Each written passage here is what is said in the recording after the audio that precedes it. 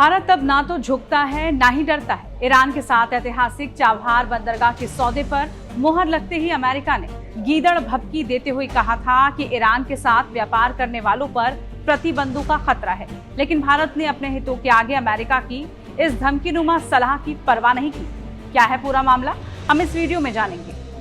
बता दें कि भारत और ईरान ने मई में ओमान की खाड़ी पर चाबहार बंदरगाह के संचालन के लिए 10 साल के समझौते पर हस्ताक्षर किए। भारत ने लैंडलॉक्ड अफगानिस्तान और मध्य एशियाई देशों के साथ व्यापार को बढ़ावा देने के उद्देश्य से ये समझौता किया। हालांकि ईरान के साथ समझौते को लेकर भारत पर दबाव आया, लेकिन भारत पर इस दबाव से कोई फर्क नहीं पड़ा है। साल 2024-25 के बजट में भी दिखा है ये। यहाँ भारत ने चाबहार बंदरगाह के लिए 100 करोड़ रुपए आवंटित किए हैं। चाबहार बंदरगाह के लिए लगातार चौथे साल भारत ने 100 करोड़ रुपए आवंटित किए हैं। ये दिखाता है कि अमेरिका के दबाव के बावजूद भारत इस प्रोजेक्ट में ईरान के साथी है। चाबहार भारत के लिए बेहद महत्वपूर्ण है। भारत इसके जरिए कई लक्ष्यों को पूरा कर सकता है, जिसमें चीन को दरकिनार करना, पाकिस्तान के नजदीकी ग्वादर बंदरगाह के साथ प्रतिस्पर्धा करना और अफगानिस्तान पर प्रभाव डालना शामिल है।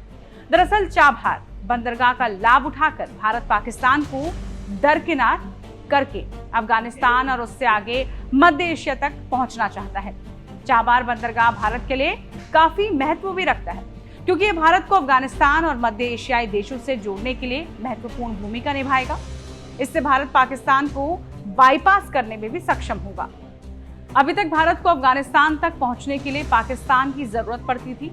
इस रणनीतिक बंदरगाह को पाकिस्तान में चीन की मदद से विकसित ग्वादर बंदरगाह के विकल्प के रूप में भी देखा जा रहा है। चाबहार और ग्वादर के बीच समुद्र के रास्ते में सिर्फ 100 किलोमीटर की दूरी है। इसे आगे चलकर अंतर्राष्ट्रीय उत्तर दक्षिण परिवहन कॉरिडोर से जोड़ने की भी योजना है, जिससे ईरान के माध्यम से रूस के साथ साथ भारत की कनेक्टिविटी आसान हो जाएगी। 7200 किलोमीटर लंबा ये कॉरिडोर भारत को ईरान, अजरबैजान के रास्ते होते हुए रूस के सेंट पीटर्सबर्ग से जोड़ेगा। हालांकि इन सबके बावजूद अमेरिका के प्रतिबंधों का खतरा बना हुआ है। एक बड़ी बाधा ईरान के खिलाफ अमेरिका के प्रतिबंध है।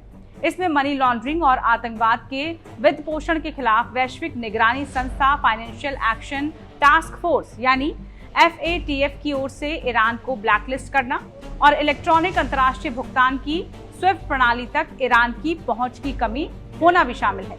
ईरान डॉलर में लेन देन नहीं कर सकता, लेकिन सिर्फ इतनी ही समस्या नहीं है, बल्कि लॉजिस्टिक्स से जुड़ी काफी बाधाएं भी हैं। ईरान ने 2 रेलवे लाइनों को पूरा करने में भी देरी की है। चाबहार बंदरगाह को 10 सालों के लिए संचालित करने के समझौते पर हस्ताक्षर करने के कुछ घंटों बाद अमेरिका ने प्रतिबंधों से जुड़ी धमकी दी थी। अमेरिका ने कहा, ईरान के साथ व्यापारिक सौदों पर विचार करने वाले किसी भी व्यक्ति को प्रतिबंधों के संभावित जोखिम के बारे में पता होना चाहिए। अमेरिकी विदेश विभाग के उप प्रवक्ता वेदांत पटेल ने कहा था कि वो इन रिपोर्टों से अवगत है कि ईरान और भारत ने चाबहार बंदरगाह के संबंध में एक समझौते पर हस्ताक्षर किए हैं, लेकिन भारत ने साफ कर दिया है कि वो अपने हितों के लिए फैसला करते वक्त किसी के दबाव में नहीं आएगा। ऐसा ही कुछ मामला तब हुआ था जब यूक्रेन रूस युद्ध के दौरान भारत ने रूस से कच्चे तेल का आयात किया था। अब चाबहार सौदे पर भारत के स्टैंड ने साफ कर दिया है कि भारत ना तो झुकेगा ना ही रुकेगा। आपको वीडियो कैसी लगी जरूर बताइए।